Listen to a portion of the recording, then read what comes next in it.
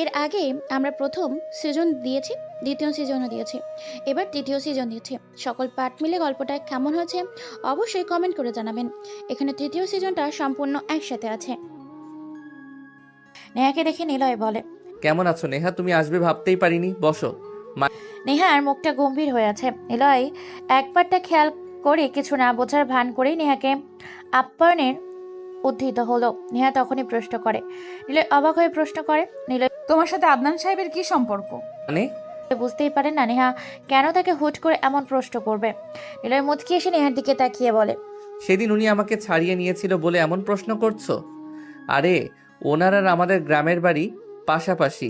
ওনার মায়ের সাথে আমার মায়ের অনেক সখ্যতা। আর ওনার দৌলতে এখানে আসা আর এই বাড়িতে থাকা। না হলে কোথায় পাবো এত কিছু? তাই আর কি।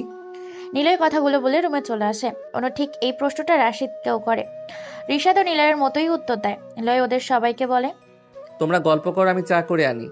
নিলয় চলে যায় চা বানাতে। কিছু সময় পর নেহা নিলয়ের পাশে এসে দাঁড়ায়। নিলয় মুচকি এসে কিছু একটা বলতে যাবে, তখনই নেহা বলে, সব ঠিক আছে, কিন্তু তোমাদের কাছে ওই দামি বাইক কোথা থেকে আসলো? আবার বাইকের পেছনে বসে সিগারেটও খাও, আদনান সাহেবের বাড়ির ভেতর থেকে চালিয়ে চলে আসো, রহস্যটা কি? নিলয় বোকার মতো তাকায় নেহার দিকে। নিলয় জোরেই কেসে ওঠে। শুনতে পায় ঋষাদের জোরে কাশছে। তখনই শুনতে পায় কলিং বেলের আওয়াজ। ঋষাদ দরজা খুলতে অগ্রসর হলো। নিলয়ও চলে আসে।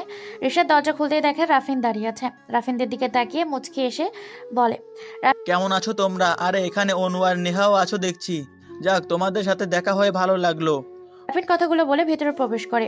নিলয় নেহার থেকে যেন হাঁপ ছেড়ে বাসে। রাফিন কিছু বলতে যাবে, তখনই আবার কলিং বেল বেজে ওঠে। ঋষাদ আবার দরজা খুলতে যায়। রাফিন তখনও প্রায় দরজার কাছেই দাঁড়িয়ে। ঋষাদ দরজা খুলতেই চোখ বড় বড় করে দাঁড়িয়ে আছে, কারণ বাড়ির নিচে চায়ের দোকানে রমিত চাচা এসে দাঁড়িয়ে আছে। ওর হাতে ছোট্ট একটি শপিং ব্যাগ ও দুটো কালো গোলাপ। ঋষাদের অবাক হওয়ার কারণ এই কালো গোলাপ।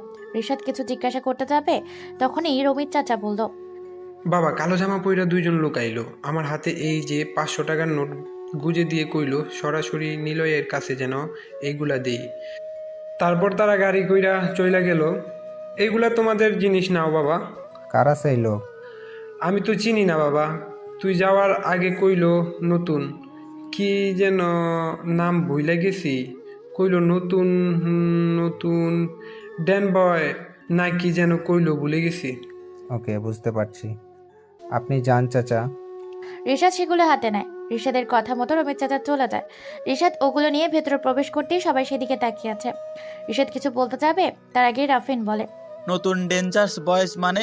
ঋষাদ নিলয়ের দিকে তাকায়। নিলয় শান্ত চোখে ঋষাদের দিকে তাকিয়ে মুচকি এসে রাফিনকে উদ্দেশ্য করে বলল, এটা নিশ্চয়ই ড্যাঞ্জার বয়েজ গ্যাংয়ের কেউ পাঠিয়েছে। ওরা তো আমাদের বাঁচিয়েছে, তাই। তা ঠিক আছে, কিন্তু কালো গোলাপ কেন দিয়েছে? কই দেখি কি জিনিস। রাফিন কালো গোলাপ দুটো হাতে নিল। কিছুক্ষণ গম্ভীর চাউনি নিয়ে তাকিয়ে শপিং ব্যাগটি হাতে নেয়। তারপর নেড়েচেড়ে দেখে, ভেতরে হাত দিয়ে কিছু একটা বের করে। সবাই রাফিনের দিকে তাকিয়ে আছে। সবাই দেখে রাফিনের হাতে একটি ছোট্ট খাম, আর সেই খামটি রাফিন ছিটতেই বেরিয়ে আসে অনেকগুলো ছবি। রাফিন ছবিগুলো প্রথমটা দেখেই 8জন লোক দাঁড়িয়ে আছে। সবার হাতে একটি করে পিস্তল, আর 8জনের মুখে লম্বা টুপিতে ঢাকা। সবার হাতে পিস্তল তাক করে দাঁড়িয়ে আছে। আর প্রথম যে দাঁড়িয়ে আছে তার মাথায় ছোট্ট করে লেখা এন, তারপর পাশেরটায় লেখা আর, তারপরে গুলোতে OMSRAS। রাফিন পরের ছবিটা উল্টায়, দেখে আবারও সেই 8জন লোক। তবে এবার প্রত্যেকের হাতে সাদা লম্বা টুপিওয়ালা পোশাক পরা, কারো মুখে কোনোভাবেই দেখা যাচ্ছে না, আর সেই সাদা জামাতে রক্ত লেগে আছে। এইভাবে অনেকগুলো ছবি রাফিন উল্টাতে থাকে। শেষে দুটো ছবির আগের ছবিটা দেখে রাফিন অনেকক্ষণ বোবার মতো তাকিয়ে থাকে, কারণ শেষের দুটো ছবির ওই আগের ছবিটা ছিল রাফিনের অনেক পরিচিত, যা রাফিন কখনোই ভুলতে পারবে না। ছবিটাতে কেউ একজন বসে আছে, আর তাকে ঘিরে কয়েকজন দাঁড়িয়ে আছে। যে বসে আছে সেই সামনে 2জন লোক দাঁড়িয়ে আছে, তাদের হাতেও পিস্তল। যে বসে আছে তার দিকে পিস্তল তাক করে সেই 2জন দাঁড়িয়ে আছে। ছবিটাতে অনেক বেশি লাইটিং করা সত্ত্বেও যে বসে আছে তার চোখে মুখে ভয়ের আর কৌতূহলের ছাপ স্পষ্ট। তা রাফিন ছবি দেখেই বুঝতে পারছে। আর তখনই রাফিনের গায়ের লোমগুলো যেন দাঁড়িয়ে যায়, কারণ এই ছবিতে যে বসে আছে সে হলো রাফিন নিজেই। নিজেকে সে এইভাবে দেখবে কখনো ভাবতে পারিনি। রাফিন পরের ছবিটা দেখে, সেখানে একটা মেয়ে অজ্ঞান হয়ে মাটিতে পড়ে আছে।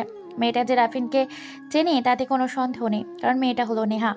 আর তার সামনেই মজিবরের কপাল ভেদ করে লাশটি যেন কাত হয়ে পিচ ঢালা রাস্তায় পড়ে আছে। আর কিছু দূরে দাঁড়িয়ে আছে কালো টুপি পরা সেই লোক, পেছনে একটা বাইক। বাইকটা বেশি দামি, তবে কেমন যেন রাফিনের বাইকটা একটু চেনা চেনা মনে হয়। তবে লম্বা টুপিওয়ালা লোকটা পরিচিত, ডেঞ্জারাস বয়েজ গ্যাংয়ের কেউ একজন। তারপর শেষের ছবিটা রাফিন দেখে, আর দেখে অবাক হয়, কারণ ছবির ব্যাকগ্রাউন্ড এই যে জায়গাটা আছে সেটা রাফিনের খুব ভালো করেই পরিচিত। ছবির জন্য জায়গাটা হলো আরাফাতের বাড়ির পরিত্যক্ত গোডাউন। আর যে দুজন ছবিতে দেখা যাচ্ছে পেছন ঘুরে আছে আর গোডাউনের দরজায় তালা গুলি করে ভাঙছে, দুজন মুখ দেখা যাচ্ছে না। রাফিন আরো কিছু সময় ধরে ছবিগুলোর দিকে তাকিয়ে থাকে। নিলয় ধীর পায়ে এগিয়ে যায়। রাফিন নিলয়ের দিকে তাকিয়ে বলে, কয়েকটা প্রশ্ন আমার মাথায় আসছে। তুমি ছবিগুলো দেখার আগেই সেই প্রশ্নগুলো করতে চাই। কেন এই ছবিগুলো তোমাদের কাছেই আসলো? ছবির সাথে তোমাদের কি কোনো সম্পর্ক আছে? নিলয় চুপ হয়ে যায়। শান্ত মস্তিষ্কের মানুষরা যেন কেমন অস্বস্তি বোধ করতে লাগলো। অনেকগুলো ঝামেলা পেরিয়ে নিলয় আজ এই অবস্থানে এসেছে। সামান্য এই পুলিশ অফিসারের কাছে নিজেকে সে এইভাবে প্ররোচিত করতে পারবে না, কখনোই না। নিলয় ছবিগুলো হাতে নেয়, একে একে ছবিগুলো সব দেখতে থাকে। ছবির সাথে থাকা অক্ষরগুলোর রহস্যও নিলয় জানে। ছবিগুলো দেখে কিছু বলতে যাবে, তখনই নিলয়ের ফোন বেজে ওঠে। নিলয় পকেট থেকে ফোন বের করে দেখে আন্দানের নাম্বার।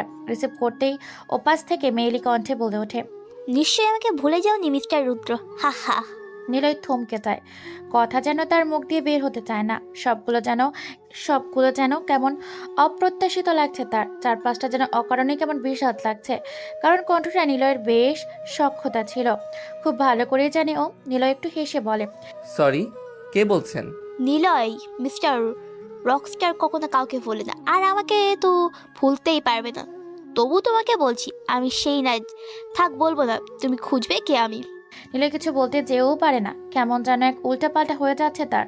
কণ্ঠটাও খুব পরিচিত নিলয়ের, কিন্তু কেন আবার ফিরে আসবে সে? কখনই সে এমন করেছে? কেনই বা এমন করেছে? নিলয় তো তার কাছে দায়বদ্ধ নয়, তবে কি চাই সে? নিলয় কিছু বলবে তার আগে ওপাশ থেকে বলে, বলেছিলাম না তোমাকে, আমি তোমার থেকে বড় একজন রকস্টার হিসেবে তোমার সামনে নিয়ে আসবো। আমি তাকে পেয়ে গেছি। তুমি জানলে অবাক হবে সে কে। তোমার খুব কাছের আর পরিচিত মানুষ। যখন সে তোমার সামনে আসবে তুমি তাকে দেখে হা হয়ে যাবে। কিন্তু সে কে তোমাকে তো বলবো না, তুমি নিজেই খুঁজে নাও। তবেই দেখিও তোমার মতো শান্ত শিষ্ট রকস্টারের চিন্তার দিন শুরু। ফোনটা কেটে দেয় ওপাশ থেকে। নিলয় সবার দিকে তাকিয়ে মুচকি এসে ফোনটা পকেটে রাখে। রিশাদ উৎখুশ দৃষ্টিতে নিলয়ের দিকে তাকিয়ে বলল, নিলয় কিরে, কার ফোন ছিল? গ্রাম থেকে এসেছিল? হুম। বুঝে গিয়েছে ছবিগুলো কে পাঠিয়েছে, তবে জানে না নীলা কোথায় আছে আর কেনই বা সে ছবি পাঠিয়েছে। আর নিলয় ভালো করে জানে নীলা যা বলে তা করে দেখায়। আচ্ছা নিলয়, ছবিগুলো আমি নিয়ে যাচ্ছি। লাস্টের ছবিটা সফিনের সোহাগের নিখোঁজে হওয়ার রহস্য উদ্ঘাটনের সাহায্য করবে। থাকো তোমরা। কেমন আছিস? অর্কের এমন প্রশ্ন শুনে আরাপ কিছুটা তাকিয়ে থাকে অর্কের দিকে। অর্কের পিছনে অর্কের গ্যাংয়ের লোক দাঁড়িয়ে আছে। অবশ্য অর্কের নিজের গ্যাং থাকলেও অর্ককে লিড দেয় নিলয়, এবং এমন অনেকগুলো অর্ক আছে যা প্রতিটা শহরে নিলয়ের জন্য কাজ করে। ভাইয়া, তোমরা মেরে আবার জিজ্ঞাসা করছো কেমন আছে? আমরা মারছি। তোমাদের গ্যাংয়ের লোক মারা মানে তুমিও মারছো আমাকে? আরাপ কোনো কথা বলে না, নির্বাক হয়ে তাকিয়ে আছে নীলছে মণি ঘেরা স্বচ্ছ সুইমিং পুলে। আরাপ বসা থেকে উঠে দাঁড়ায়, একটা সিগারেট জ্বালিয়ে অর্কের দিকে তাকিয়ে মুচকি এসে বলে, আচ্ছা ভাইয়া, নিলয়কে মারতে কত টাকা বাজি ধরা যাবে? আরাপের মুখে এমন কথা শুনে অর্ক বসা থেকে উঠে দাঁড়ায়। নিশ্চিত আরাপ যদি আহত অবস্থায় না থাকতো তবে অর্ক এতক্ষণে আরাপকে কয়েকটা চর কষে দিত। কিন্তু অর্ক এখন কিছুই বলল না, মাথা ঠান্ডা রেখে বলল, দেখ ভাই, যা হয়েছে ভুলে যা। ভুলে যাব আমি? কখনো না ভাইয়া। এই আরবকে তো ছোট থেকে জানো কতটা চিত। I can not forget it. এই আরব নিলয়কে মারবে। তোমাকে একটা অফার করছি। তুমি ওকে মারতে কি চাও? টাকা? কত টাকা চাও? আরব, সহ্যের সীমা পার হয়ে যাচ্ছে। তুই মাথা ঠান্ডা কর, ভুলে যা প্লিজ। আরাপ আবারও চুপ হয়ে যায়।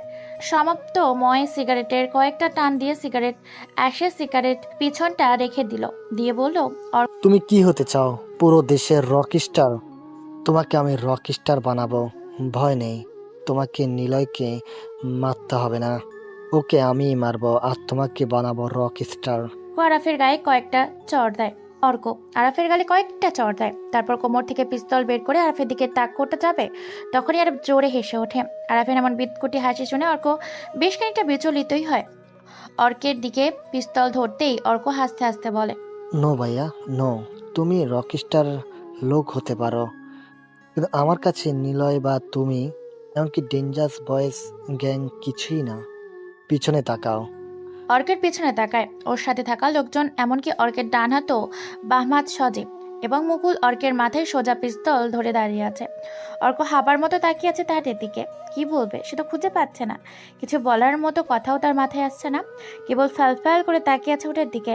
আরাফ হাসতে থাকে, আবার উচ্চ স্বরে হাসে, হাসতে হাসতে বলে, পিস্তল নামিয়ে রাখো। এমন দাবা খেলার ছোট্ট বুড়িকে খেয়ে কি হবে? খেতে হবে রাজা মন্ত্রীকে। আরাফ আবারও চুপ হয়ে যায়। ছোট ছোট ধাপ ফেলে ফ্রিজ থেকে কয়েকটি দামি বিয়ারের বোতল বের করে আনে আরাফ। শান্ত ভঙ্গিতে একটা বোতল অর্কের দিকে এগিয়ে দেয়। অর্ক প্রথমে না নিতে চাইলেও আরাফ ঝাড়ি দিয়ে ওঠায় হাতে নেয়। তারপর একে একে অর্কের পেছনে থাকা লোকগুলোকেও বিয়ারের বোতল দেয়। সোজা এসে আগের জায়গায় আরাফ বসে। বিয়ারের বোতলের ছিপি খুলে কয়েক ঢোক গিলে মুচকি হাসতে থাকে। অর্ক আরাফের এমন আচরণ আগে কখনো দেখেনি। একদম ডেঞ্জারাস বয়ে গ্যাংয়ের লিডার নিলয়ের মতোই আচরণ। শান্ত দৃষ্টি, মুখে অসাধারণ একটি মুচকি হাসি, এমন একটা ভাব যেন কিছুই হয়নি, যা হবেই তা গোপনেই। কিন্তু কেন এমন করছে? আরাব বলে, ঘরে বসে তোমার লোকদের কিনে নিলাম ভাইয়া।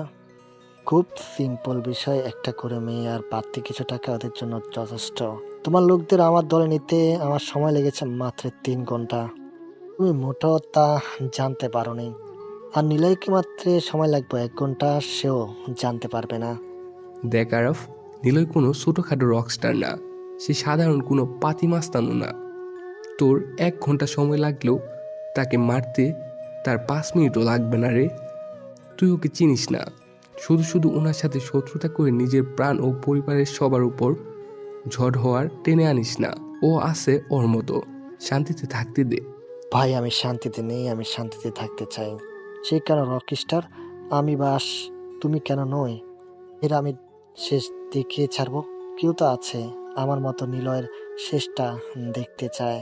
তোর দিকে কিন্তু আর চোখে দেখছে, ওই দেখ দেখ। অনুর এমন কথা শুনে নেহা লজ্জা পাচ্ছে। অনু বারবার নেহার কানের কাছে মুখ নিয়ে নিলয়ের ব্যাপারে বলেই চলেছে, আর নেহা বারবার অনুর থেকে সেই কথা শুনছে আর লজ্জায় লাল হচ্ছে। অনু, মার খাবি কিন্তু। আমরা এখনো ওদের বাসাতেই আছি, বেশি পাকনামো করিস না, মার খাবি কিন্তু। আহা আপু, ভালো লাগছে না। প্রপোজ তুমি করবা নাকি ও করবে? তোমাদের যা লক্ষণ, তাতে করে মনে হয় প্রেম হবে, তবে প্রপোজ হবে না। অনু চুপ কর ভাই, সে তো প্রপোজ করছে না, তাহলে আমি কি করব? তুমি করো। একটা মেয়ে হয়ে তাকে বলবো ভালোবাসি? কি সাংঘাতিক ব্যাপার, থুর। আচ্ছা দাও। নিলয়ের দিকে অনু তাকিয়ে কিছুক্ষণ বড় বড় নিঃশ্বাস নেয়। নেহা অনুর হাত চেপে ধরে আছে, কারণ অনু কিছু বলা শুরু করলে তা থামার নাম নেবে না। যদি বেশি কিছু বলে ফেলে তাহলে এই সমস্যা আরো বেড়ে যাবে। অনু বলে, নিলয় ভাইয়া, আপনি কি কাউকে ভালোবাসেন? মানে? মানে কি বললো অনু? আরে মানে কিছুই নেই। কাউকে ভালোবাসেন কি না বলেন। যদি অন্য কাউকে হয় তবে কিন্তু মেরে হাত পা ভেঙে গুঁড়ো গুঁড়ো করে দেব। আর যদি সে হয় তবে তো কোনো কথাই নেই। এই অনু অন্য কেউ? সে কেউ মানে এটা কি একটু বুঝিয়ে বলবা? ওই তুমি চুপ করো তো। এইভাবে আরো বেশ কিছু সময় চারজন গল্প হাসি মজা চলতে থাকে। আর ওদিকে ঈর্ষাদিত মনের বিশাল পরিশ্রাবণ তৈরি করে একজন ব্যক্তি। খুঁজে চলেছে সপ্তমময় এক রচনা, যেখানে থাকবে একটাই রকস্টারের গন্ধ ও পদধ্বনি। কাঁধে কালো রঙের ব্যাগ ছড়িয়ে হাবাগোবার চেহারা, চুলগুলো কেমন উস্কো খুস্কো, পুরনো একজোড়া নীলচে রঙের লোফার জুতা পরা, প্যান্টের সামনে বাম পকেটে হাত গুজে ভার্সিটিতে প্রবেশ করছে নতুন একটি ছেলে। আশরাফুল নামের এই নতুন ছেলেটি আজই প্রথম এসেছে ঢাকা ভার্সিটিতে। গুটি গুটি পায়ে ভার্সিটিতে প্রবেশ করতেই হঠাৎ শুনতে পেল, এই যে নিউ বয়, এদিকে, এই যে নতুন ছেলে। কালো রঙের ব্যাগ কাঁধে ঝুলিয়ে হাপাগোপা চেহারা, চুলগুলো কেমন উস্কো খুস্কো, পুরনো একজোড়া নীলচে রঙের লোফার জুতো পরা, প্যান্টের সামনে বা পকেটে হাত গুজে ভার্সিটিতে প্রবেশ করছে একজন নতুন ছেলে।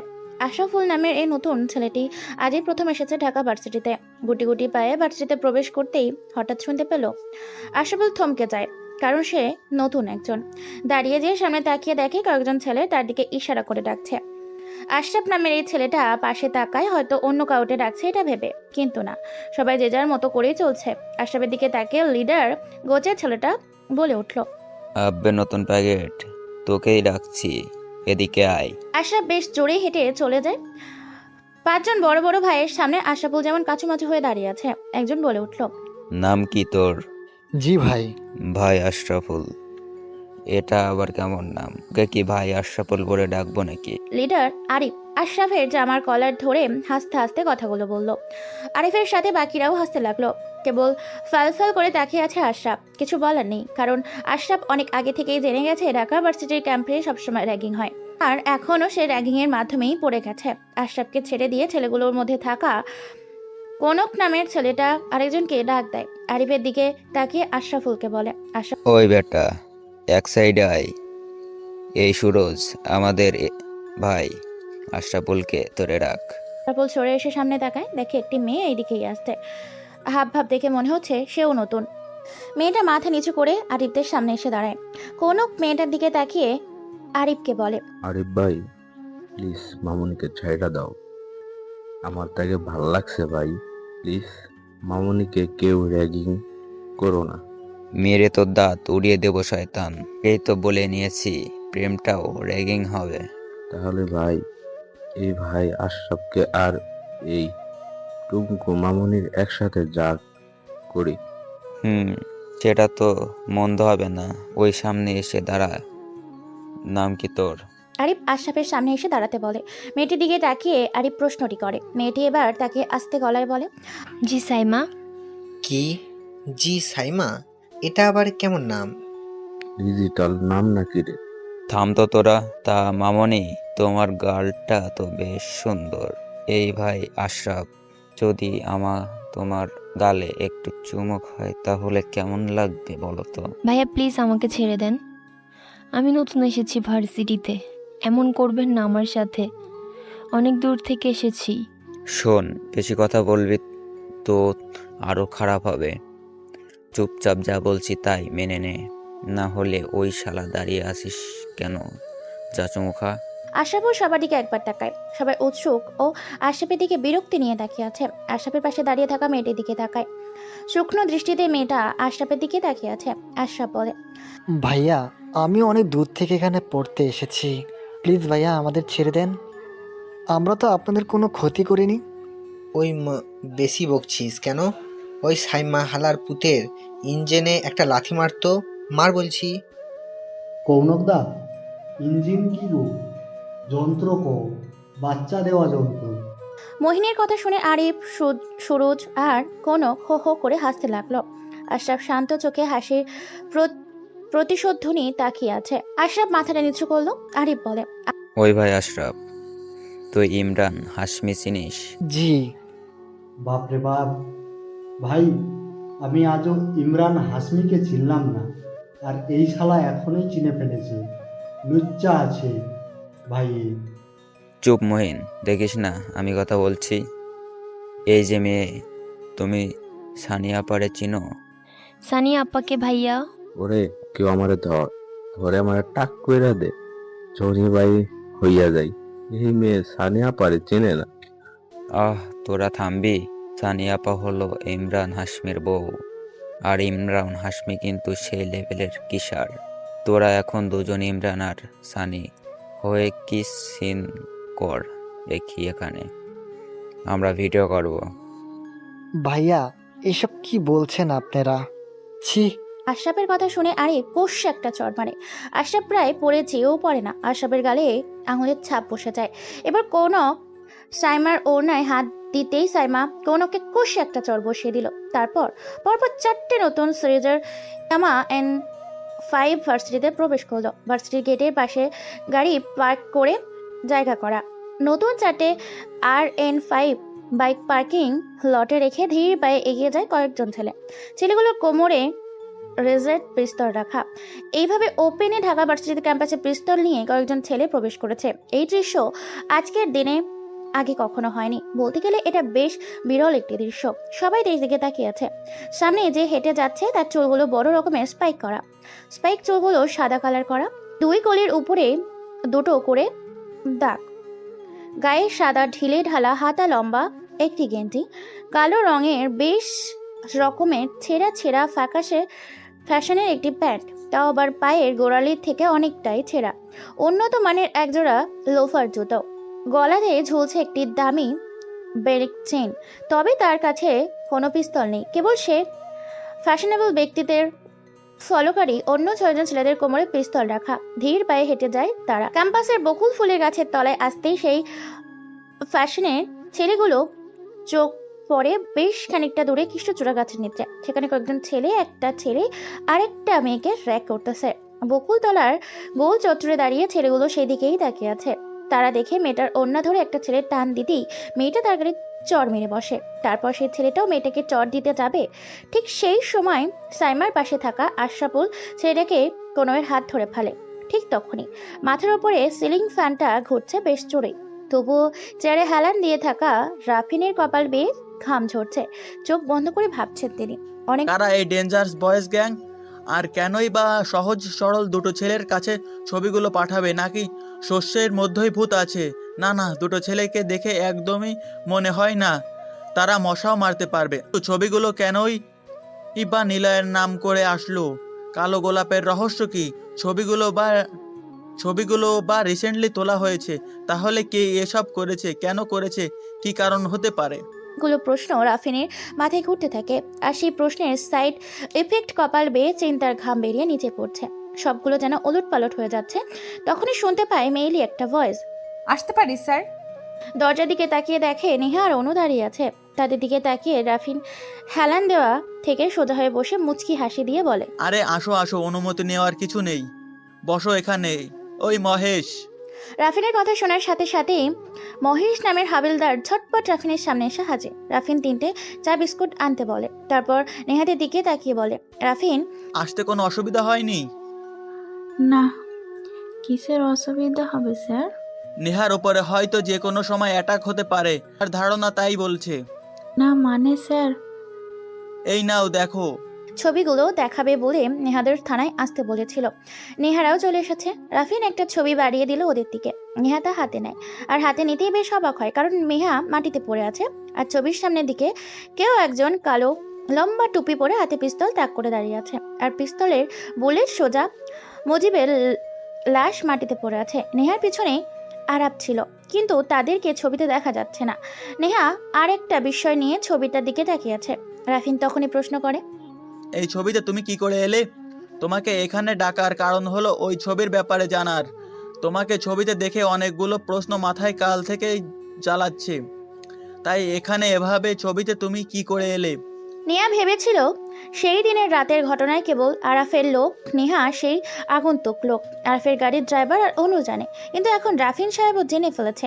নেহা ভাবতেই পারিনি একদম। নেহা রাফিনের দিকে তাকিয়ে বলে, সেদিন আরাফ আমাকে বাড়ির সামনে থেকে তুলে নিয়ে যায়। আমাকে খারাপভাবে প্রহার করতে চেয়েছিল। আমি ধরেই নিয়েছিলাম হয়তো সেই দিনই আমার জীবনের শেষ সময় হতে যাচ্ছে। নিজেকে তাদের বা নিজের হাতে মারার প্রস্তুতি নিয়েই ফেলেছিলাম। কিন্তু এই জায়গাতে এসেই সব কিছু যেন পাল্টে যায়। তাদের প্ল্যান আর আমার চিন্তা সব কিছুই উল্টে যায়। চলন্ত গাড়িটা হঠাৎই ব্রেক করে এখানে। তাকিয়ে দেখি সামনে সেই লম্বা কালো রেইনকোটের টুপি পরে কেউ একজন দাঁড়িয়ে আছে। তার হাতে পিস্তল, আর পাশে মুজিব ছিল। সে নামতেই থুপ করে একটা গুলির শব্দ হয়, আর মুজিবের লাশ পড়ে যায়। কিন্তু ছবিটা এডিট করা দিয়েছে। আমরা তখনও গাড়িতেই ছিলাম যখন মুজিবের গুলি করা হয়। তারপর ওর লাশ দেখে আমি জ্ঞান হারাই। আর যখন জ্ঞান পেরে তখন নিজেকে নিজের বাড়ি দেখতে পাই। রাফিন খুব মনোযোগ দিয়ে কথাগুলো শোনে। এখন সে কি বলবে ভাবছে। তবে নেহার কথাগুলো বলে হাঁপাচ্ছে। ততক্ষণ চা বিস্কুটের সাথে ঠান্ডা কোকও চলে এসেছে। নেহা এক চুমুকে গ্লাসের ঠান্ডা কোকটা খেয়ে নিয়েছে। রাফিনের দিকে তাকিয়ে দেখে সে ভাবাতো দৃষ্টিতে তাদের দিকেই তাকিয়ে আছে। রাফিন এতক্ষণে ক্লিয়ার হলো যে কেন নেহা এই ছবিতে এসেছে। রাফিন ভেবেছিল সেই আগন্তুক চেনে, কিন্তু না, বিষয়টা অন্যদিকে ঘুরে গেছে। এখন রাফিনের মাথায় একটাই প্রশ্ন, পেয়ালা লোকটা নেহা বিপদে পড়তে যাচ্ছে তা কিভাবে জানলো? তবে কি লোকটা নেহাকে চেনে নাকি নেহা তাকে চেনে? প্রশ্নগুলো নিয়ে আরো বেশি ভাবতে হবে। এর জন্য নিলয়দেরকেও কিছু জিজ্ঞাসা করতে হবে। কিন্তু নিলয়রা কোথায়? ওদেরও তো থানাতে আসতে বলেছি। কনকের হাত ধরা দেখে সবাই অবাক হয়ে তাকিয়ে আছে সেদিকে। এমনটা হবে কেউ আশা করেনি। চিকন পাতলা গোছের এই হ্যাংলা ছেলেটা কনকের হাত ধরে এতটা সাহস দেখাতে পারে কেউ ভাবতেও পারেনি। উচ্চ পদস্থ স্থানে কর্মরত থাকা বাপের গুণধর ছেলেগুলো রোজ রোজ নতুনদের নিয়ে র্যাগ করতে করতে একসময় তা নেশাতে পরিণত হয়ে গেছে। কখনো র্যাগিং ছাড়া তারা চলেনি, অবশ্য তাদেরকে র্যাগিং শিখিয়েছে আরাপ। আশরাফুল কনকের হাত ছেড়ে দিয়ে খুবই নম্র ও ভদ্র স্বরে বলল, প্লিজ ভাইয়া এমন করুন না, বিষয়টা অনেক খারাপ, প্লিজ ভাই। হারামিমা থেকে কি আমরা ভালো খারাপ শিখবো? শোন, এই আরিফ না কখনো কারোর জ্ঞান নিয়ে চলে না। চলবে চলবে, যখনই মার পড়বে পিঠে ঠিক তখনই চলবে। কি বললি শালা? বললাম মেয়েটাকে ছেড়ে দে আর আমাকে আমার ক্লাসের দিকে যেতে দে। তুই আমাদের ভাইকে তুই করছস? আমাদের ছেড়ে দে বললাম কিন্তু। ওরে মা! আশরাফের জামার কলার ধরে গালে কয়েকটা চড় দেয় আরিফ।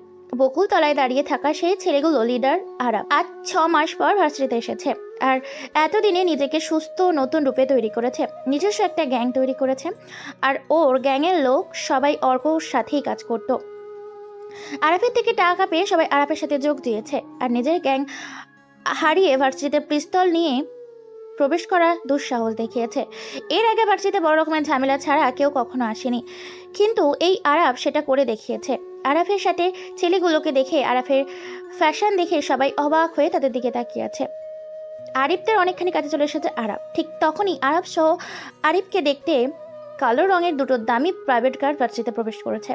পুরো ভার্সিটি যেন থমথমে একটা পরিবেশ ধারণ করেছে, যেন সেখানে যেভাবে ছিল সবাই দৌড়ে নিরাপদ স্থানে গিয়ে ঘটনাটা তাকিয়ে আছে। সবাই প্রস্তুত দেখার জন্য কি হতে যাচ্ছে। এমন বিরল ঘটনা আগে কখনো ঘটেনি এই ভার্সিটিতে। সব যেন থমকে গেছে, নিশ্চুপ নিরাপত্তা যেন সব দিক দিয়ে ছেয়ে নিয়েছে।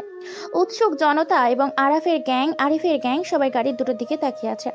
কালো রঙের গাড়ি দুটো আরাফদের থেকে 10 হাত দূরত্বে এসে থামে।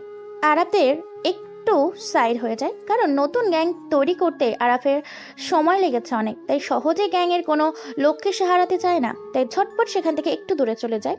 গাড়ি থেকে পরপর কয়েকটা ইয়াং ছেলে নামে। পেছনের গাড়ি থেকে নামা ছেলেগুলোর হাতে একটা করে হকি স্টিক, তবে তার কাঠিন নয়, ভারী লোহার স্টিল। আরিফদের লোকেরা হাবার মতো তাকিয়ে আছে সেদিকে। আরাফ চোখ বড় বড় করে তাকিয়ে আছে। সামনের গাড়ি থেকে নামে 4 জন ছেলে। ছেলেগুলোর পরনে 3 কোয়ার্টার পরা, কালো গেঞ্জি, চুলগুলো বড় বড় তবে গুছিয়ে রাখা। আশরাফের মতো চুলগুলো কারো কারো উস্কো খুস্কো। আশরাফুল তাদের দিকে তাকিয়ে একজনের নাম ধরে ডাকে, মাসুম। এত দেরি কেন করলি? মাসুম নামটা শুনে আরাফ যেন থমকে যায়, কারণ অর্কের মুখে এই নামটা বহুবার শুনেছে আরাফ। মাসুম, সিয়াম, রাফাত, এই 3 জন নিলয়ের সবচাইতে কাছের লোক। তবে কি ডেঞ্জারাস বয়েজের গ্যাং লোকেই ভার্সিটিতে? আরাফ বড় বড় করে একটা নিঃশ্বাস নেয়। চোখ দুটো ওদের দিকে তাকাতেই দেখে মাসুম আরাফের দিকে তাকিয়ে আছে। মাসুম, সিয়াম আর রাফাত বাকি ছেলেগুলোর থেকে হকি স্টিক নিয়ে সোজা আশরাফুলের দিকে এগিয়ে যায়। কোনো প্রকার কথা না বলেই হাড়িতে বেধড়ক পেটাতে থাকে। মাত্র কয়েক মিনিট পরে সবাই মাটিতে লোটোপুটি খায়। ব্যথায় আর যন্ত্রণায় আরিফেরা জোরে জোরে চিৎকার দিতে থাকে। ঠিক তখনই আরও একজন বাইক নিয়ে প্রবেশ করে ভার্সিটিতে, আর তার কোমর থেকে পিস্তল। এটা কারো চোখ এড়ায় না, আর সবাই যে তাকে চেনে এটা যে বলার বাইরে না, কারণ ঢাকা শহরের বাইকে বসা ছেলেটার বেশ নাম ডাক হবেই না কেন। ঢাকা শহরের সবকিছুতে তো তার কন্ট্রোলে। যার নাম শুনেই পাতি মাস্তানরা পর্যন্ত পালায়, সে হলো অর্ক। আরাফ অর্ককে এখানে দেখে অনেকটাই ঘাবড়ে যায়। আরাফ ভেবেছিল আজ ভার্সিটিতে রাজ করবে, কিন্তু রকস্টার বাহিনী যে কোথা থেকে আসলো কে জানে। তারপর অর্ক এসে সবার সামনে এসে দাঁড়ায়। অর্ককে দেখে মাসুম, সিয়াম আর রাফাত থেমে যায়। অর্ক বাকি ছেলেদের ইশারা করে মাটিতে আরিফদের পড়ে থাকা থেকে তুলতে। ছেলেগুলো আরিফদের টেনে তোলে। তারা কয়েকজন কোনো রকমে দাঁড়িয়ে অর্কের দিকে তাকায়। কারণ আরিফরা জানে অর্ক কাউকে মারতে কোনো রকম দেরি করে না। তাই আরিফদের ভয়টা যেন আরো বেশি হয়ে গেল। অর্ক কিছুক্ষণ তাকিয়ে থেকে আশরাফুল, মাসুম, সিয়াম আর রাফাতকে বলল, ভার্সিটির সব স্টুডেন্টদের এখানে নিয়ে আসো। কয়েক মিনিট পরে গোল হয়ে দাঁড়ায় ভার্সিটির সব স্টুডেন্ট। ভার্সিটির সব পরিবেশ যেন আবারও থমথমে হয়ে গেছে। অর্ক সবার দিকে তাকিয়ে বলল, আজকের পর থেকে ভার্সিটিতে র্যাগিং বন্ধ। কেউ যদি র্যাগিং করে তবে অনেক খারাপ কিছু হবে। ওই চল সবাই, এদেরকে এখানেই পড়ে থাকতে দে। অর্ক সবাইকে নিয়ে চলে আসে। ভার্সিটিতে যেন একটা স্বস্তির নিঃশ্বাস পড়তে লাগলো। কিছুটা দূরে দাঁড়িয়ে আরাপ সবকিছু ভালো করে লক্ষ্য করছিল। পরিবেশ নিয়ন্ত্রণে আসার পরই আরিফদের কাছে আসে, মাটিতে পড়া থেকে তোলে। তারপর সেদিন গোডাউনে আরাপদের সাথে ঝামেলা হওয়ার 6 মাস কেটে যায়। এই কয়েকদিনে নিলয় আর রিশাদ ভার্সিটিতে যায়নি, ঘরের মধ্যেই বসেছিল। বারবার নিলয় নিজেকে নিয়ে ভাবার কারণ হলো নেহা নিলয়কে ভালোবাসে। এটা নিলয় এতদিন বুঝে নিয়েছে। তাহলে কি ভাবলি, নেহাকে ভালোবাসবি? না, ভালোবাসবো না। কেন? কারণ যার অস্তিত্ব পিস্তলের বুলেট আর লাল রক্তে মিশে আছে, তার মধ্যে ভালোবাসাটা মানায় না। রিশাদ নিলয়ের কথা শুনে অবাক হয়, কারণ রিশাদ নিলয়ের কথা শুনে ঠিকই বুঝে নিয়েছে নিলয়ের মাথাতে আবারও মাস্তানির ভূত চেপে গিয়েছে। কারণ গত রাতেই আবারও 3টে কালো গোলাপ পাঠিয়েছিল নীলা। আর সমস্যাটা সেখানেই। আর এখানে নিলয়ের লোকেরা ছাড়া নিলয়ের আসল পরিচয় কেউ জানে না। আর যারা জানে তারা ভয়ে মুখ খুলবে না। নিলয় সবাইকে থামিয়ে দিতে পারবে, কেবল পারবে না নীলাকে, কারণ নীলা হলো নিলয়ের খুব কাছের সম্পর্কের একজন। রিশাদ প্রশ্ন করে, তুই কি আবার মাস্তানি শুরু করবি? শেষও তো করিনি। মায়ের বলা কথা মনে আছে? মানছি তুই আঙ্কেলের কথা শুনিস না, বাট তুই তোর মায়ের কথা না শুনলেও কিন্তু আমি মানি।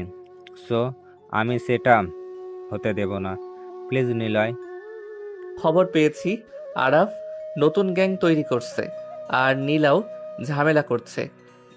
করবেই তো, আগের রূপে ফিরে আসলে এটা হতো না।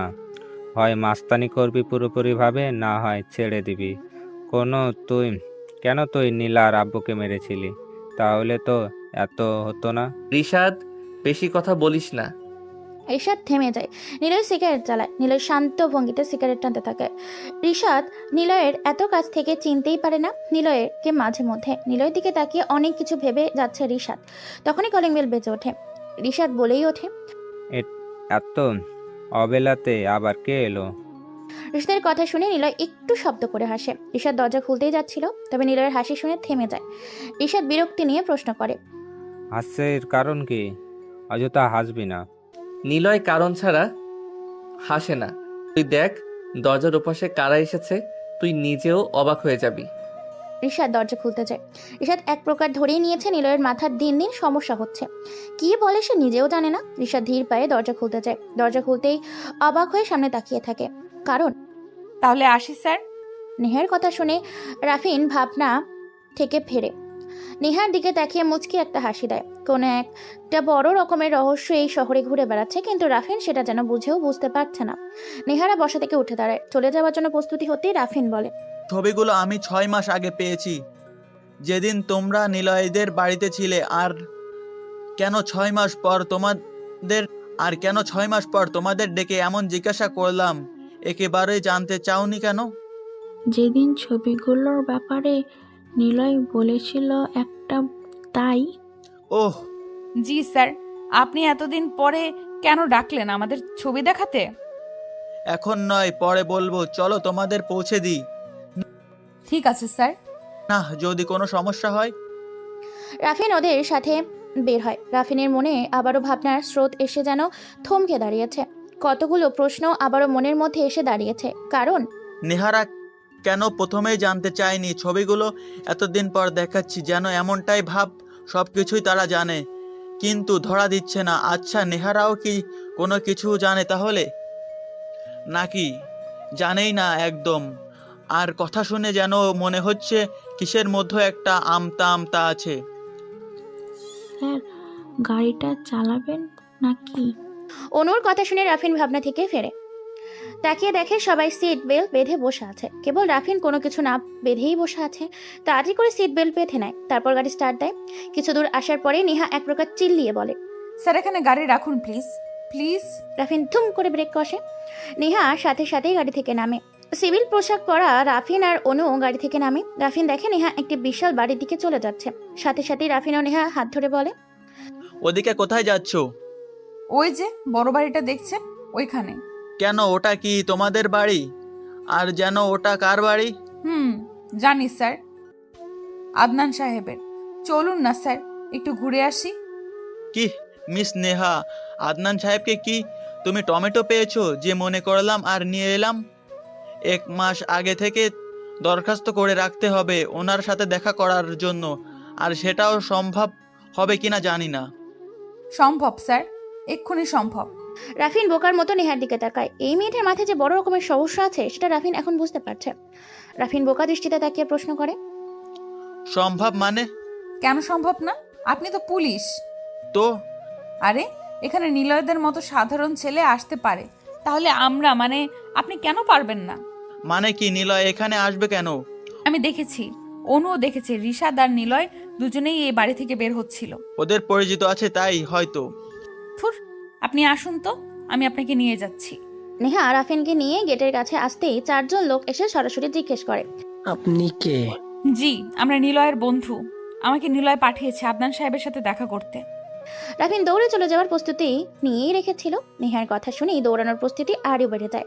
রাফিন ভেবেই নিয়েছে এখনই গেটের এই লোকগুলো পাগল বলে তাড়িয়ে দিবে। কিন্তু রাফিনকে অবাক করে দিয়ে দারোয়ানগুলো বলল, রিশাদ দরজা খুলে হা হয়ে গেল, কারণ দরজার সামনে দাঁড়িয়ে আছে ডেঞ্জারাস বয়ের গ্যাং এর সব লোক। মাসুম, সিয়াম, রাফাত, অর্ক, আশরাফুল, আরিয়াস। রিশাদ বড় বড় চোখ করে তাদের দিকে তাকিয়ে আছে। মাসুম বলে ওঠে, হাই ভাইয়া, কেমন আছো? সরো, এখন ভিতরে যেতে দাও। রিশাদের উত্তর না শুনেই সবাই এক এক করে ঘরের ভেতর প্রবেশ করে। সবাইকে দেখে নিলয় সবাই দেখে নিলয় বসে বসে সিগারেট খাচ্ছে, আর বেশের উপর পড়ে আছে নিলয়ের প্রিয় .15 শট ট্রেজেড পিস্তল। কেউ কোনো কথা বলছে না, সবাই সামনে দাঁড়িয়ে আছে। রিশাদ চট জলদি এসে নিলয়ের সামনে দাঁড়ায়। নিলয়ের দিকে তাকিয়ে রিশাদ বলে, নিলয়, এসব কি? কোন সব? ওরা এখানে কেন? হুম তুই বুঝতে পারছিস না কি হতে চলেছে নিলয়? পরিবেশ পরিস্থিতি আগের মতো নেই। রাফিন কিন্তু আমাদেরকে চেনে। ওই চুপ, তোরা কোনো কথা বলবি না।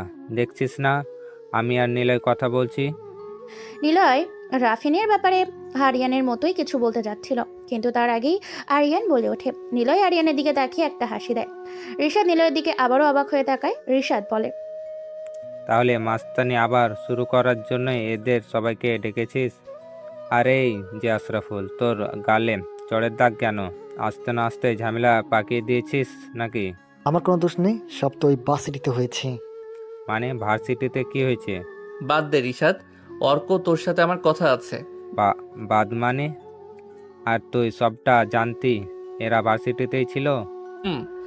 রিশাদ আবারও চুপ হয়ে যায়। রিশাদ ভালো করে কিছুটা হলেও বুঝতে পারছে গ্যাংটা ভাঙতে যাচ্ছে, কারণ নিলয় এখনই অর্কের সাথে যে কথা বলবে তা অর্কের গ্রহণযোগ্য হবে না। রিশাদ মনে মনে ভেবেছে এইসব, আর কি কথা হবে সেটাও রিশাদ আন্দাজ করে নিয়েছে। কারণটা হলো আরাব। নিলয় জেনেই গেছে আরাব নতুন গ্যাং বানাচ্ছে নিলয়কে মারার। নিলয় চাইলে যখন খুশি আরাবকে মারতে পারে, কিন্তু সেটা করছে না। তাই রিশাদ বলে, নিলয়, আবার বলছি, মাস্তানিতে প্রবেশ করলে পুরোপুরিভাবে কর, আর না করলে এদেরকে চলে যেতে বল, আর আমরাও শহর ছাড়ি। রিশাদ, নিলয় কখনো মাস্তানি ছাড়বে না। আমি ছাড়বো। তোকে যদি মেরে দেই? রিশাদ নিলয়ের কথা শুনে চুপ হয়ে যায়। নিলয় এমন বলবে ভাবতেও পারেনি। কখন যে চোখ বেয়ে পানি পড়তে লাগলো টের পেল না রিশাদ। তবুও রিশাদ হাসতে হাসতে বলল, নিলয়, মাস্তানিটা তোর থেকেই শিখেছি, তাই আমিও জানি রাস্তাটা দুমর্গ মরতে তো হবে, হয় আমাকে না হয় তোকে। রিশাদ চুপ কর, তোকে আমি মাস্তান হতে বলিনি, তোকে তো পড়াশোনা করতেই দিয়েছিলাম। অনু তোকে ভালোবাসে, তোর একটা ভবিষ্যৎ আছে, তুই এসব ছেড়ে চলে যা। নিলয়, এবার কিন্তু বেশি হচ্ছে। উফ। আরাবকে দেখে আরিফ যেন একটি প্রাণ ফিরে পেল, কারণ অনেক আগে থেকে আরাব আর আরিফ বন্ধু ছিল। তারা দুজন অনেক র্যাগের সাক্ষী। নতুন নতুন র্যাগিংয়ের জন্ম ও আইডিয়া সব দুজনের থেকেই বের করতো। আরাব না থাকায় আরিফ র্যাগিংয়ের বিষয়টা চালিয়ে যাচ্ছিল। আরাবকে দেখে আরিফ কেঁদেই ফেলে। আরাবের দিকে তাকিয়ে কোকাতে কোকাতে বলে, আরিফ দোস্ত, তুই এসেছিস? তোর জন্য একদমই ভালো ছিলাম না। তুই আসলি তবে আর একটু, কোনো আগে আসলি না কেন? আমাকে তোর ভাইয়ের লোকেরা মেরে গেল দেখ। আমি জানি, আমি দূর থেকে সব দেখেছি। তুই কিছু বলিস নাই কেন? আমাকে প্রচুর মারলো, তারপরও তুই চুপ ছিলি। মুচকি হাসে। আরাফের এই হাসি দেখে আরিফ অনেকটাই অবাক হয়, কারণ আরিফ কখনো এমন অবস্থায় আরাফকে হাসতে দেখেনি। কোনো ঘটনা ঘটলে আরাফ আগে সবকিছু নিজের মতো করে বুঝে নিত, মাথা গরম করে গালি দিতে থাকতো। আর এখন এইভাবে দেখে সে হাসছে কেন? তুই হাসছিস কেন? বাদ দে, চল হসপিটালে চল। দোস্ত না দোস্ত, এর একটা বিহিত চাই। আরে পাগল, আগে নিজে ঠিক হয়ে নে। সবসময় মনে রাখবি, মাথা ঠান্ডা করে সব কিছু করবি। তোর বিরক্ত হবে। আর একটা কথা, তোকে অর্কবাইয়ের লোকেরা তোকে মারেনি। তাহলে আরিফ অবাক হয়ে যায়। অর্কের লোকরা না মারলে তাকে কে মারবে? কারো তো সাহস নেই আরাফের বন্ধুদের গায়ে হাত তোলার। তাহলে কে? আরিফ প্রশ্ন করতেই আরাফ বলে, ডেঞ্জারাস বয়েজ গ্যাংয়ের লোক। মানে যারা মুজিব, সোহাগ, শাফিন আর তোকে মেরেছিল। হুম। কি বলিস? ওরা কোনো আমাকে মারবে? আরে গাদা, তুই তো নিজে ওই গ্যাংয়ের ছেলেটার সাথে ঝামেলা করলি। মানে ওই নতুন ছেলে আশরাফুল নাম বলেছিল সে? বাট নতুন না, ওটা তো বসের টোপ ছিল। গাদার মতো তুই টোপটা গিললি। বস টোপ মানে কি আরাপ? কিছু না, চল পরে সব বলবো। আরাফ আরিফকে নিয়ে হসপিটাল দিকে যায়। আরাফকে আরিফ যত দেখছে ততই যেন অবাক হচ্ছে। এরকম রহস্য দেখে আরাফ কখনোই কথা বলেনি। কেমন একটা অন্যরকম লাগছে আরাফকে। তবে কি তাহলে আরাফ নতুন কিছু করতে যাচ্ছে? নেহা দরজায় লোকদের কাছে দাঁড়িয়ে নিলয়ের নাম বলতেই কে অবাক করে দিয়ে গেটের দরজা খুলে দেয়। রাফিন কেবল বড় বড় চোখ করে নেহার দিকে তাকিয়ে হাসতে থাকে। ভিতরে প্রবেশ করতে চোখ পড়ে ভিতরের পরিবেশ। বাইরে থেকে যেমন ভাবা হয় বাড়িটার ওঠান ঘেরা জায়গা আরো বেশ সুন্দর। নেহা চোখ আর মুখ অবাক করে দিয়ে সব দিকে তাকিয়ে থাকে, আর রাফিন ভেবেই চলেছে। নিলয়ের নাম বলতেই কোনো দারোয়ানেরা কোনো প্রকার কোনো কিছুই চেক না করেই ভিতরে ঢুকতে দিল। কোনো প্রশ্ন আরও করেনি কেন তারা? প্রশ্নগুলোর উত্তর রাফিন নিজেই খোঁজার চেষ্টা করতে লাগলো। কখন যে মেইন দরজার সামনে চলে এসেছে খেয়ালই করেনি। আরও 4 জন লোক তাদের সামনে এসে দাঁড়িয়েছে। একজন এসেই বলল, নেহা, রাফিন আর অনু আদনান সাহেবের বাড়িতে বসে আছে। কাজের লোক 3 জনে চা বিস্কুট দিয়ে গেছে। 3 জন বসে বসে একাই চুমুক দিতেই দেখতে পায় আদনান সাহেব সিঁড়ি ভেঙে তাদের দিকে আসছে। ওনাকে দেখে সবাই চা রেখে বসা থেকে উঠে দাঁড়ালো। আদনান সাহেব কাছে চলে আসলেন, মুচকি এসে বললেন, রাফিন সাহেব যেই তা কি মনে করে? আর তোমার নাম নেহা না? তা তোমরা এখানে কেন? তোমরা আসবে তা আমি তো জানতাম না। রাফিন বসির চট জলদি উত্তর দেয়, না মানে স্যার, আসলে নিলয়। রাফিনের কথাগুলো শুনে নেহা কেমন যেন করে তাকায়। নেহা রাফিনকে ইশারায় থামিয়ে দেয়। নেহা ঝটপট বলে, আসলে নিলয়ের তো আমরা বন্ধু, ওর সাথে দেখা করতে আসলাম। ও বাড়িতে আছে? না, নিলয় তো থাকে না। আর নিলয় যতদূর জানি কোনো মেয়ে বন্ধু নেই। ওর বন্ধু হতে হলে তো ওর মতোই হতে হবে। তা তোমরা কি ওর মতোই নাকি? ওর মতো না, তবু বন্ধু। নেহার উত্তর শুনে রাফিন চুপ হয়ে তাকিয়ে রইল নেহার দিকে। নেহা ঘুরে রাফিনের দিকে তাকায়। রাফিনের চোখ মুখ স্পষ্ট জানতে চাচ্ছে, নিলয়ের মতো কথাটা মানে কি? কিন্তু সেটা জিজ্ঞাসা করা যাবে না, তাই রাফিন বলে ওঠে, স্যার, নিলয় কেন বাড়িতে নেই? ও তো এখানে থাকে না। তোমরা তো জানো ও কোথায় থাকে। তোমরা তো বন্ধু, তাই না? জি জি স্যার। তারা সবাই চুপ করে বসে থাকে। রাফিনের মাথায় বারবার প্রশ্ন যাচ্ছে, নিলয়ের নাম বলাতেই বাড়িতে প্রবেশ করতেই দিল, তাহলে নিলয়কে? আদনান সাহেব কি করে নিলয়ের ব্যাপারে এত হাসি হাসি ভাবে কথা বলছে? কি হন ইনি নিলয়ের? গ্রাম থেকে আসা ছেলেটার সাথে তার কি কোনো প্রতিবেশীর সম্পর্ক, নাকি অন্য কোনো সম্পর্ক? রাফিন মনে মনে প্রশ্নগুলো নিজেকেই বহুবার করে ফেলেছে, কিন্তু জুৎসহ কোনো উত্তর রাফিন খুঁজে পাচ্ছে না। রাফিন সরাসরি আদনান সাহেবের কাছে প্রশ্ন উত্তর জানতে চাওয়ার জন্য প্রস্তুত নিতেই নেহা বলে, স্যার, নিলয় কেন এখানে থাকে না? আসলে ও না আমাদের এসব কিছু বলেনি। সব সময় দেখি ও আপনার কথা বলে, আপনাকে মিস করে, তাই সরাসরি আপনার কাছে জানতে এসেছি। ইহার মিথ্যে কথাগুলো শুনে রাফিন জোরে কেসে ওঠে। তাড়াতাড়ি টেবিলের উপর থেকে 1 গ্লাস পানি নিয়ে ঠক ঠক করে গিলে নিল। তবে আদনান সাহেবের দিকে সবার চোখ পড়ে, কারণ আদনান সাহেব নেহার থেকে নিলয়ের কাছে নিজের আগ্রহের কথা শুনে কেমন হাস্য উজ্জ্বল মুখে সবার দিকে তাকায়। আদনান সাহেব হাসি হাসি মুখে বলে, নিলয় আমার কথা সত্যি কি চিন্তা করে? কেন করবে না স্যার? ছেলেটাকে তো কখনোই আদর দিয়ে বড় করতে পারিনি। এ বাপকে তো সেই সহই করতে পারে না। তাই ও যে আমার কথা চিন্তা করে, মন খারাপ করে থাকে, এটাই ভেবেই তাই কেমন যেন অবাক হচ্ছি। সবাই এবার বড় রকমের ধাক্কা খায়, কারণ যে প্রশ্নের উত্তর তারা খুঁজছিল এতক্ষণ ধরে সেটা তারা পেয়ে গেছে। তাহলে নিলয় আদনান সাহেবের ছেলে? কিন্তু সে কেন আমাদের মিথ্যা বলল? এখন রাফিনের কাছে সব কিছু ক্লিয়ার। নিলয় ইচ্ছে করেই এতদিন র্যাগিংয়ে নিজেকে ফাঁসিয়েছে। চাইলেই তো আরাফকে সে প্রথম দিনই কোনো না কোনোভাবেই শাস্তি দিতে পারতো। তাহলে কেন করেনি? সে কেন এত সময় নিচ্ছে? রাফিন বিড়বিড় করে কথাগুলো বলেই চলেছে। এবার পালা নিলয়কে প্রশ্ন করার, কিন্তু নিলয় এখানে নেই। নিহা প্রশ্ন করে, নিলয় কেন আপনার সাথে থাকে না আঙ্কেল? আদনান সাহেব দীর্ঘ এক নিঃশ্বাস নিল, তারপর হাসি হাসি মুখ করে বলতে থাকলো, আসলে নিলয় আমার একমাত্র ছেলে। ওর মা নেই, অনেক বছর হলো ওর মা মারা গেছে। এখানে থাকার মতো আমি ও তার সৎমা আছি। ওর মা যাওয়ার পরেই আমি ওর সৎমাকে বিয়ে করি। অবশ্যই নীলর মা বেঁচে থাকাকালীন তার সৎমায়ের সাথে আমার সম্পর্ক তৈরি হয়। ওর সৎমার হাজবেন্ডকে নিলয় নিজ হাতে খুন করে। তাহিরা চৌধুরী তার সৎমার নাম। তাহিরাকে তার হাজবেন্ড আগেই ছেড়ে চলে যায়। ওর একটা মেয়ে আছে যে কিনা আব্বুর সাথে থাকে। মানে আমার ওই সৎ মায়ের নাম নীলা।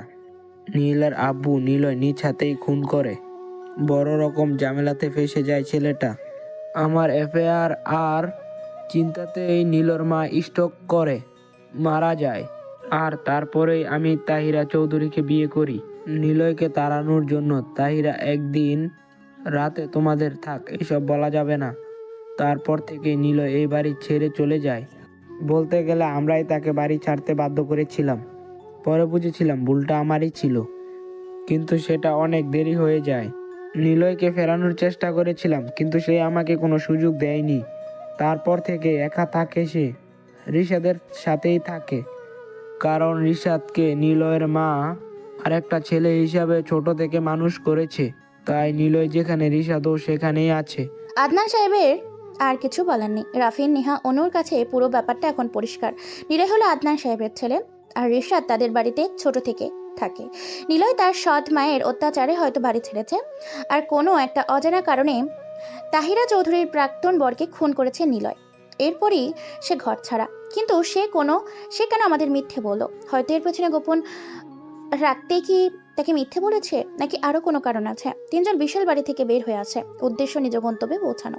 তারপর ঋষাদ নিলয়ের দিকে তাকিয়ে আছে।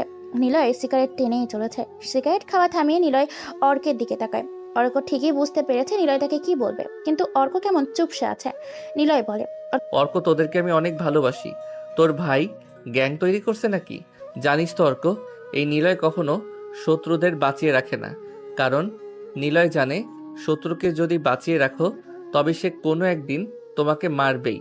আমি আরাফকে মারিনি তোর ভাই বলে, কিন্তু আজ সেটা করব না, ওকে মেরে দিব। থুপ করে হাঁটু ভেঙে মাটিতে বসে যায়।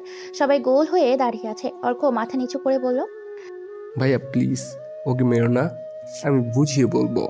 বুঝ তো তাকে দিতেই হয় যে বুঝতে চায়, কিন্তু আরাফ তো বুঝতে চায় না। অলরেডি আমি সিদ্ধান্ত নিয়েই নিয়েছি। আজ রাতটা দূষিত হতে যাচ্ছে। আজ বৃষ্টি হবে রে, রক্তের বৃষ্টি। ঋষাদ সবাইকে ইশারায় চলে যেতে বলল, কিন্তু নিলয়ের অনুমতি ছাড়া কেউ কোনো প্রকাশ সরে না। নিলয় বলে, তোরা এখন যা, আর যথাসময় চলে আসবি। নিলয়ের কথা শুনে সবাই চলে যেতে থাকে। অর্ক একবার ঘুরে নিলয়ের দিকে তাকায়। নিলয় অর্কের চোখের দিকে তাকায়। নিলয় অর্কের চোখের ভাষা বুঝতে পেরেও মুচকি হাসে। নিলয় আর ঋষাদকে একা রেখে সবাই চলে যায়। নিলয় পকেট থেকে ফোন বের করে, কিন্তু তখনই ফোনটা বেজে ওঠে। স্ক্রিনে তাকিয়ে দেখতে পায় নীলা নামটা ভেসে উঠেছে। ফোন রিসিভ করে ওপাশ থেকে বলে, তোমাকে বলেছিলাম মাস্টারিনি ছেড়ে দিতে, কিন্তু তুমি করনি মিস্টার রকস্টার। তুমি রকস্টার খেলাতে বড্ড জেদি। আজ তোমার সামনে আমি তোমাকে কালো গোলাপ গিফট করব, কিন্তু আফসোস তুমি নিতে পারবে না। তোমার আর্তনাদ আজ পুরো পরিবেশ হাসাবে। তৈরি থেকো। তোমার হাসিটা কিন্তু দারুণ, তবে যখন বুলেটের গরম সীসা তোমার বুকে ছেদ করে বাইরে যাবে, তখন তুমি হাসবে কি না চিৎকার করবে সেটা দেখার জন্য আমি তো প্রস্তুত। তুমি কি প্রস্তুত? নিলয় ফোন কেটে দেয়। বিছানা থেকে পিস্তল তুলে নিয়ে আয়নায় সোজা হয়ে পরপর কয়েকটা ফায়ার করে ওঠে। ঋষাদ ওকে থামায় না, কারণ ঋষাদ জানে নিলয় প্রচন্ড রকম রাগী হলে সহজে সে রাগ করে না, আর রাগলে সে নিজেকে কি করে ঠিক নিজেও জানে না। ট্রিগারে গুলি চাপা শেষ করে থপ করে নিলয় বিছানায় বসে পড়ে। মনে করতে থাকে নীলার বাবাকে খুন করার সেই স্মৃতি দূষিত সময়টা। নিলয়ের বাবা নীলাকে আর তার মাকে রেখে অন্য মহিলার সাথে অ্যাফেয়ারে লিপ্ত ছিল। নীলার মা সেটা জানতে পারে, তাই আদনান সাহেবের সাথে আরো গভীরভাবে অ্যাফেয়ারে জড়াতে থাকে। এক সময় নীলাকে ছেড়ে ওর মা আদনান সাহেবের বাড়িতে চলে আসে। তখন নীলয়ের মা বেঁচে ছিল। বাড়িতে সেই রাতে প্রচুর ঝগড়া হয়।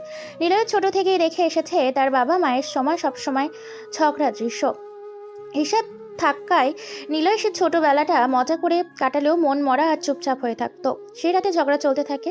বাইরে প্রচণ্ড রকম বৃষ্টি শুরু হয়। ঝগড়া চলে তাহিরা চৌধুরীকে নিয়ে। একসময় তাহিরা চৌধুরীর বর নিলয়কে বাড়িতে নীলাকে কোলে নিয়ে চলে আসে।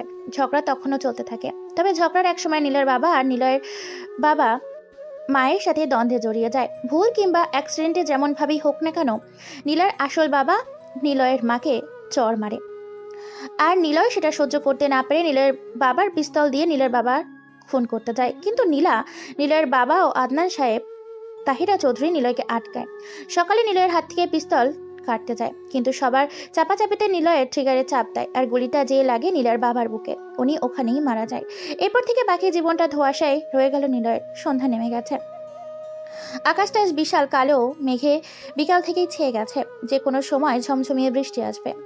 রাফিন সাহেব থানাতে বসে নিলয় আর ডেঞ্জারাস বয়ের গ্যাংয়ের লোকদের কথা ভাবছে। গভীর মগ্ন নিয়ে চিন্তা করছেন তিনি। বদ্ধ গোডাউন, কয়েকজন লোক ভিতরে, তালাবদ্ধ ঘরের ভিতরে, বাহিরে সবগুলোই বন্ধ। বদ্ধ ঘরে ছিল অর্ক তাদের দল, আরও ছিল আরাফ, সোহাগ আর শাফিন, আর ছিল দুজন ইনোসেন্ট ছেলে নিলয় আর রিশাদ। শাফিন আর সোহাগ মরে যায়, আফাত আহত হয়, বেঁচে যায় অর্ক সহ অর্কের লোকেরা সবাই, আর বেঁচে যায় নিলয় আর রিশাদ। প্রশ্ন একটাই, বড় এই গ্যাং এর লোক হোক না কেন, কোনো যুদ্ধ করে বেছে বেছে লোক মারবে না? আর মারলেও কিভাবে মারবে? অবশ্যই জীবিত লোকের মধ্যে শাফিন আর সোহাগ মরেছে। আমার হাতে সেই গোডাউনের দুজন ছেলের ছবি, হাতে পিস্তল। ছবিটা ঘরের মধ্য থেকেই তোলা হয়েছে, তার মানে ক্যামেরাম্যানও ঘরের মধ্যেই ছিল। আর যে দুজন ছবিতে এসেছে তাদের গঠন আর আকৃতি, চুলের স্টাইল, অনেক কিছুই নিলয়ের আর রিশাদের দুজনের সাথে মিলে যায়। তাহলে কি খুনি এরা? আর যদি এরা হয় তাহলে আরাফ কেন মিথ্যা বলবে? নিশ্চয়ই এই দুটো ছেলে কোনো সাধারণ ছেলে নয়। তবে কি তারা ডেঞ্জারাস বয়েসের লোক? রাফিন থানায় বসে বসে নিলয়েরকে নিয়ে ভাবতে ভাবতে প্রকৃতিতে বৃষ্টি নেমে গেছে। রাফিনের মন আর মস্তিষ্ক বেশ উৎকণ্ঠায় জর্জরিত হতে চলেছে। রাফিন টেবিলে থাকা ফোনটা হাতে নেয়, নিলয়ের নাম্বারে কল দেয়, রিং হতে থাকে। ওদিকে নিলয়কে দেখে তার ফোন বেজে চলেছে, কিন্তু সেদিকে তার কোনো ভ্রুক্ষেপ নেই, কারণ সে আজ নিজেকে প্রস্তুত করেছে এই শহর থেকে নিজের প্রতিদ্বন্দ্বী সরিয়ে দিতে, যেখানে চলবে কেবল নিজের ডেঞ্জারাস বয়েজ গ্যাং, আর কোনো গ্যাং যেন না থাকে। তার কালো পোশাক পরে নিল, বড় কালো পোশাকের সাথে লম্বা টুপিও রয়েছে। রিশাদও প্রস্তুত, কারণ রিশাদকে নিলয় বলেছে আজকের পর সে মাস্তানি করবে না। তাই রিশাদ আজকের মিশনে রাজি হয়। রিশাদকে মাস্তানি না করতে দেওয়ার কারণ হলো নিলয়ের মা নিলয়কে সবসময় সৎ পথে থাকতে বলেছিল। মৃত্যুর আগেও রিশাদ আর নিলয়কে তার মাই কথাটা বলেছিল, কিন্তু নিলয় তা পালন করতে পারেনি। নিলয় বিছানার কাছে আসে, স্ক্রিনে তাকিয়ে দেখে রাফিন স্যার নামে কল এসেছে। নিলয় ফোনটা হাতে নেয়, কল কেটে মাসুমকে কল দেয়। রেডি তো তোরা? জি ভাই, রেডি, কিন্তু অর্ক ভাই নেই সাথে। জানিও থাকবে না, but no problem, it's my time. নির্দিষ্ট জায়গাতে চলে আয়। নিলয় ফোন কাটতেই ফোন আসে, দেখে নেহার নাম্বার দেখে কল আসাটা নিলয় আপাতত আশা করেনি, কিন্তু নেহা কি করবে? সে নিরুপায়, কারণ নিলয়ের ঘটনা শুনে নিলয়কে আরো বেশি ভালোবাসতে শুরু করে দিয়েছে। তার নির্লিপ্ত ওই নারীর অপল মনটা নিলয়ের ভালোবাসা পাওয়ার জন্য নির্দারুণ প্রয়াসে ব্যাকুল হয়ে আছে। সহ্য করতে না পেরে নিলয়কে কল দিয়েইছে আজ। সে মনের কথাটা বলবে বলে ঠিক করেছে। নিলয় রিং হওয়া ফোনটা হাতে নিয়ে দাঁড়িয়ে আছে। ঈশা দরজার কাছে দাঁড়িয়ে নিলয়কে বলে। নিলয় ফোনটা কাটতে যেও পারে না, কেন যেন নিহার কথা আজ বড্ড শুনতে ইচ্ছে করছে তার। নিহাকে সে ভালোবাসতে পারবে না, কারণ মাস্তানিদা রকস্টারের মন থাকে না। সে বুঝতে পারে না নারীর ভালোবাসা। রকস্টার তো বোঝে রক্ত আর বুলেটের গন্ধ, কোনো মায়া না। ফোন কাটতে যে রিসিভ হয়ে যায় ফোনটা। ওপাশ থেকে নেহা বলে, নিলয় হয়তো তুমি রাগ করবে সত্যিটা শোনার পর। তোমার আব্বুর সাথে কথা বলেছি, তোমার ব্যাপারে সব জানি। তুমি আজ কেন বাড়িতে থাকো না, আর অনেক ভেবেই দেখেছি তুমি কেন এতদিন মিথ্যে বলেছিলে আমাদের। কারণ তোমার অতীত যেন কেউ না জানে এটার ভয়ে তুমি মিথ্যা বলেছ। এবার যেটা বলার জন্য তোমাকে কল দিয়েছি, তোমার অতীত জেনে তোমাকে আরো বেশি ভালোবাসতে শুরু করেছি নিলয়। তোমাকে বড্ড ভালোবাসি আমি। তোমার স্থায়িত্বের ওই বুকে আমাকে রাখতে না চাইলেও ভাসমান কচুরি পানা হিসেবে একটা ঠাঁই দিও। আমি না হয় ভেসেই থাকবো তোমার বুকের গভীরে। ভালোবাসবে আমাকে? বেশি নয়, একটু হলেও চলবে। বাকিটা আমি নিজেই আদায় করে নিতে পারবো। নিলয় কিছু বলতে পারে না। কেমন যেন অস্বস্তি বোধ নিলয়কে ভয় করেছে। তবুও নিলয় নিজেকে সামলে নিয়ে বলা শুরু করে। দেখো নেহা, আমি তোমাকে ভালোবাসি। ঋষাদ এসে নিলয়ের হাত থেকে ফোনটা কেড়ে নেয়। তারপর কোনো কথা না শুনেই ফোনটা কেটে দেয়ও। নিলয় মুচকি হেসে ওঠে। আজ নিলয় শব্দ ছাড়াই হাসলো। তবে সেদিকে ঋষাদের কোনো ভ্রুক্ষেপ নেই। ঋষাদ নিলয়ের ফোন কেটে দিয়ে সুইচ অফ করে দেয়। বিছানায় রাখা নিলয়ের পিস্তল ঋষাদ হাতে নিয়েই নিলয়ের কোমরে গুঁজে দেয়। তারপর ঋষাদ নিলয়ের হাত ধরে বাইরে এসে তখন রাত 8টা বাজে। চারদিকে প্রচুর বৃষ্টি। চারপার বৃষ্টিতে রঙে যেন ধোঁয়াশা সৃষ্টি করেছে। দুজন কালো টুপি পরা লোক গাড়িতে যেয়ে বসে। কয়েক মিনিট পর গাড়িটা নিজেও লোকালয় ছেড়ে এক অবিরাজমল আকর্ষিত খেলাতে মারতে চলেছে তার গন্তব্যে। এদিকে নেহা আর রাফিন দুজনেই নিলয়ের কথা ভেবে নিজ গন্তব্যে থাকে বের হয়েছে। তবে রাফিনের উদ্দেশ্য নিলয়কে পাকড়াও করা, আর নেহার উদ্দেশ্য নিলয়ের বুকে ভালোবাসার নীড় খোঁজা। কালো রঙের এই গাড়িটা ধুপ করে ব্রেক কষে থেমে যায়। গাড়ি থেকে নামে নিলয় আর ঋষাদ নামে দুজন হৃদয় গচ্ছিত রকস্টার। গাড়ির আলোতেই নিলয় বেশ ভালো করে লক্ষ্য করলো চারজন লোক মাটিতে মুখ থুবড়ে পড়ে আছে। লাল রক্ত, তবে বোঝাই যাচ্ছে তারা জীবিত। আর সেই চারজন নিলয়ের সবচাইতে কাছের লোক। মাসুম, সিয়াম, রাফাত আর আশরাফুল। চারজনই মুখ থুবড়ে কাদা পানিতে মিশ্রিত। বিশাল বৃষ্টির পতিত কালো পিচ ঢালা রাস্তায় পড়ে আছে। আশেপাশে কেউ নেই। নিলয় গাড়ি থেকে নেমে দৌড়ে তাদের কাছে যায়। এই জায়গা তো আরাফকে তুলে এনে মারার কথা ছিল, কিন্তু কেন মাসুমরা এইভাবে পড়ে আছে? নিলয়কে দেখে মাসুম কেঁদেই ফেলে। নিলয় দৌড়ে কাছে যায়। মাসুম হাত ধরে তুলতে যাবে, তখনই নিলয় বড় রকমের শক্ট হয়। নির্লিপ্ত অপ্রার্থিব দৃষ্টিতে তাকায় মাসুমের দিকে। মাসুমের দুটো হাতই কেটে নেওয়া হয়েছে। মাসুম চিৎকার করে বলে ওঠে, আর ভাইয়া তুমি চলে যাও, ওরা মেরে ফেলবে। সিয়াম কিছু বলতে পারে না। কোত্থেকে যেন সাইলেন্সার খচিত স্পাইপারের বুলেট। মাসুমের নিঃশ্বাস বন্ধ হয়ে যায়। চোখ বোঝায় আগেই গুলিটা ওর পিঠে এসে লাগে। নিলয় ছিটকে পড়ে যায়। মাসুমের লাশের দিকে তাকায়, সে ভয় পায়। তার চোখ আটকে যায় মাসুমের দেহে হতে কয়েক হাত দূরে পড়ে থাকা সিয়াম, রাফাত ও আশরাফুল।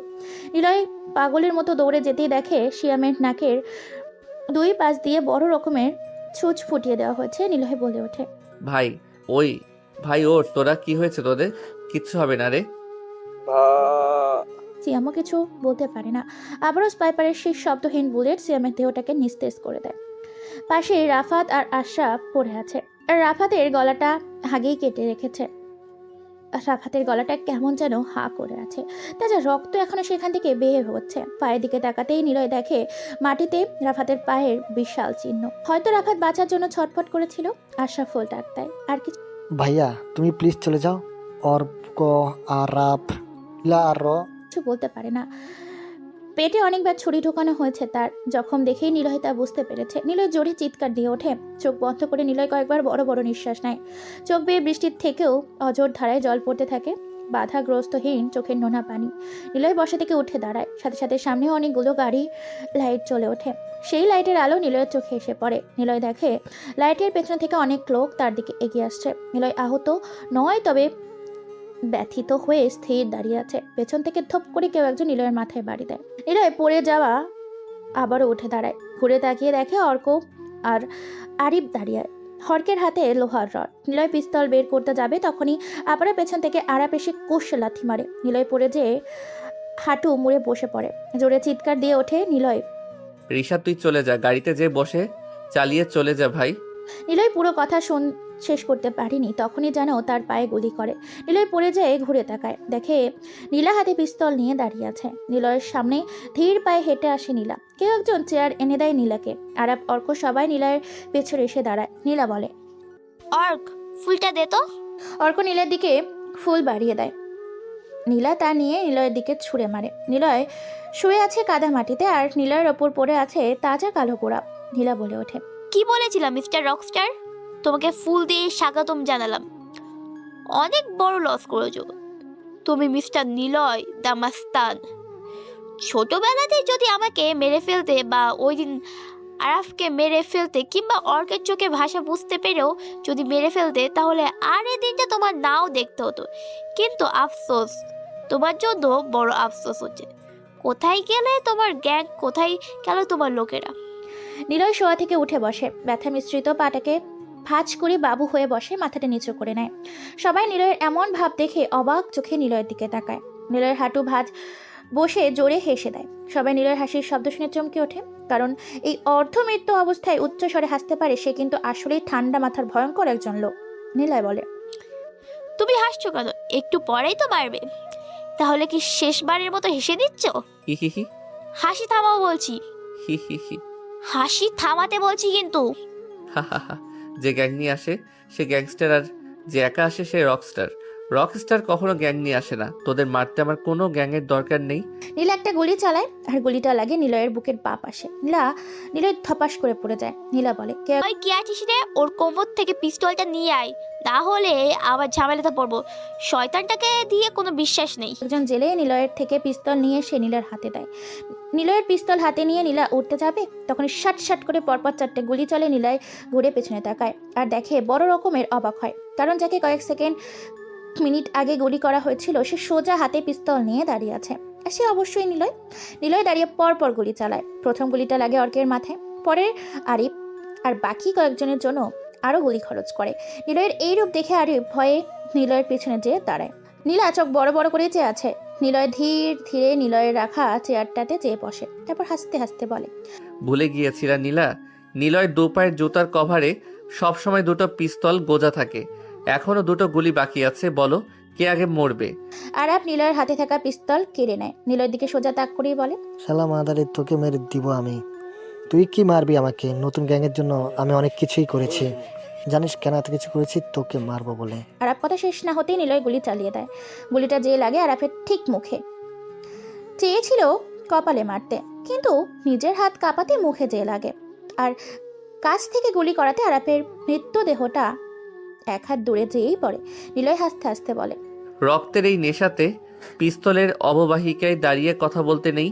পিস্তল ধরো, ট্রিগারে চাপ দাও, না হলে কথা বলার মতো সময় থাকবে না, তাই তো নীলা? নীলা চুপচাপ দাঁড়িয়ে আছে। নিলয় বসা থেকে উঠে দাঁড়িয়ে বলে, আর একটা গুলি, যেটা তোমার মাথাতে যে লাগবে, আর তুই ভ্যানিস। হা হা হা। বিদঘুটায় খাসি নিলয় ট্রিগারে চাপ দিতেই যাবে, তখনই কেউ একজন শাট করে গুলি করে, আর গুলিটা লাগে নিলয়ের পিঠে। নিলয়ের শটান পড়ে যায় নীলের ওপর। নীলা তাড়াতাড়ি করে উঠে দাঁড়াতে নিলয়ের হাতে থাকা পিস্তল হাতে নিয়ে নিলয়ের দিকে ধরে। নিলয়ের চোখ বন্ধ করেই যেন বন্ধ করে না, পিছনে ঘুরে তাকায়। নিলয় দেখতে পায় গাড়ির হলদে আলোতে কেউ একজন তার মতো পোশাক পরে পিস্তল হাতে দাঁড়িয়ে আছে। কালো লম্বা টুপি পরা, মুখে সিগারেট, বৃষ্টির মধ্যে লম্বা টুপিতে সিগারেট ভেজেনি, ঠোঁটের একধারে লেগে আছে। নিলয় হেসে ওঠে, কোনো রকম শোয়া থেকে উঠে বসে। যন্ত্রণায় যেন কলিজাটা এক্ষুনি বের হয়ে আসবে তার, তবুও নিজেকে একটু সামলে শোয়া থেকে উঠে বসে। নিলয় নিজেই নিজের রক্ত দেখে অবাক হয়, তবে নিলয় সেই সামান্য অবাকতাকে পিছনে ফেলে বড় রকমের অবাকতার ঝড় নিলয়ের চোখে এসে ভর করে। নিলয় দেখে টুপিওয়ালা লোকটা সেই চেহারা টেনে এসে নিলয়ের সামনে বসে। নিলয় মুখের দিকে তাকায় আর ছিটকে সরে যায় আরো এক হাত, কারণ টুপিওয়ালা লোকটা হলো রিশাদ। রিশাদ চেয়ারে বসে সিগারেট ফেলে দেয়, টুপি মাথা থেকে খুলে, তারপর নিলয়ের মতো হাসি দিয়ে বলে, কি অবাক হচ্ছিস? কিন্তু আমি কষ্ট পাচ্ছি রে নিলয়। তোকে মারতে ইচ্ছে ছিল না, কিন্তু মাস্তানি ছেড়ে দিচ্ছিলি বলে তোকে মারতে হলো। আর মারবই বা না কেন? পুরো আন্ডারওয়ার্ল্ড তোর নামে কাঁপে, আমার নামে না। তোর অশ্লীলায় ড্রাগসের ব্যবসা ভালো করে চালাচ্ছিলাম। তোর মাস্তানির নাম করে খুব ভালোভাবেই চলছিল এটা, কিন্তু তুই বললি সব ছেড়ে দিবি। আর বিশেষ করে তোর নামের গুণগান আর শুনতে ভালো লাগছিল না। আমার অনেক দিনের ইচ্ছা তোর মতো 1 নাম্বার 1 রকস্টার হতে, কিন্তু তুই থাকলে তো সেটা হব না। আর তোকে একটা কথা বলি, নীলার বাবাকে আমি মেরেছিলাম। এই দেখ তোর মিসফায়ারের গুলিটা, আমি সবসময় আমার কাছে রাখি। তোকে গিফট করার সঠিক সময় এটা, যখন তোরা পিস্তল নিয়ে হাতাহাতি করছিলি। তোর আব্বুর পিস্তলের তো অভাব ছিল না, তাই আরেকটা দিয়ে কাজ সেরেছি যখন তুই গুলি চালিয়েছিলি। কারণ তোর মা আমার ছিল আপন মায়ের থেকেও বেশি। উনি আমাকে আদর করেছে, ভালোবেসে সন্তানের মতো ঘুম পাড়িয়েছে। যখন যা দরকার তিনি সেটাই দিয়েছে আমার। আর আমার সামনে শালা আমার মাকে মেরেছে, মেনে নিতে পারিনি রে, তাই মেরে দিয়েছিলাম। রিশাদের কথা শুনে নিলয়ের চোখ বড় বড় করে তাকায়, কারণ নীলা ভেবেছিল রকস্টার একটা সাধারণ মামুলি ব্যাপার। এখানে নিলয় সব কিন্তু নিলয়ের পেছনে যে রিশাদ নামের একটা বেঈমান রকস্টার এতদিন ছিল তা কেউই জানতে পারেনি। নীলা রিশাদকে মারতে যাবে তখনই রিশাদ গুলি চালায়, আর গুলিটা নীলার গলাতে যেয়ে লাগে। নীলা চুপ হয়ে বসে থাকে কাঁথা পানিতে। নিলয়ের দিকে তাকায়, রিশাদ পিস্তল ধরে। নিলয় মুচকি এসে বলে, তোকে ভালোবাসি রে রিশাদ, তুই যদি বলতি তাহলে এমনিতেই সব তোকে দিয়ে দিতাম। এভাবে কেন তুই পিছন থেকে মারলি? বেইমানিটা তুই অন্তত না করলেই পারতি রে রিশাদ। সরি ভাই। রিশাদ কোনো কথা বলে না। পিস্তলের টিকারে চাপ দেয় রিশাদ। পিস্তলের গরম সীসাটা নিলয়ের কপাল ভেদ করে খানিকটা কাঁচা মাংস সাথে করে বুলেটের গুলি মাথার পেছন দিয়ে বের হয়ে যায়। নিলয় ছিটকে পড়ে জর্জরিত আকাশের বৃষ্টিতে কাদা পানিতে। নিথর দেহটা একদম নিস্তেজ হয়ে যায়, কোনো রকম নড়াচড়া করে না। ফর্সা মুখটাতে বৃষ্টির বড় বড় ফোঁটায় কাদায় ছিটকে এসে ভর্তি হয়ে যায়। রিশাদ জোরে চিৎকার দিয়ে কান্না করতে থাকে। নিলয়ের মৃতদেহর বুকটাকে পরপর 5টা গুলি চালায়। কেবল ঠাস ঠাস করে গুলির শব্দ শোনা যায়, কিন্তু কারোর চিৎকার আর শোনা যায় না। সব দিকে নিস্তেজ হয়ে যায়। ঠিক তখনই আবার একটা গুলি শোনা যায়। সেই গুলিটা এসে লাগে রিশাদের মাথার পেছনে। রিশাদ থুপড়ে পড়ে যায় নিলয়ের রাশের ওপর। চোখ বন্ধ করার আগে রিশাদ দেখতে পায় কয়েকজন লোক দৌড়ে আসছে সেদিকে। রিশাদ কোনো রকমে চোখ মিলে তাকিয়ে দেখে রাফির পিস্তল হাতে দৌড়ে সেদিকে আসছে। পিছনে পুলিশ ফোর্স আর পাশে নেহা। রাফিন আর নেহা নিলয়দের বাড়িতে যায়। ঘর ফাঁকা দেখে দোকানদার চাচাকে জিজ্ঞেস করে জানতে পারে এইদিকেই রাস্তায় বরাবর নিলয়রা আসে। তবে তাদেরকে খুঁজে পেতে রাফিনটা বড্ড দেরি করে ফেলেছে। ততক্ষণে Rockstar the dangerous boys early. Niloy চোখ বন্ধ করে, রিশাদ চোখ বন্ধ করে। রাফিন রিশাদের লাশটা সরিয়ে দেয়। দেখে ওর নিচে নিলয়ের লাশ পড়ে আছে। নিলয়ের মুখের দিকে তাকিয়ে থাকে নেহা। কখন যে জ্ঞান হারিয়ে নেহা পড়ে যায় মাটিতে সে নিজেও বুঝতে পারেনি। তারপর সবটা ধোঁয়াশা, নিঃশেষ। কেবল নেহার পবিত্র ভালোবাসাটাই অপূর্ণ রয়ে গেল।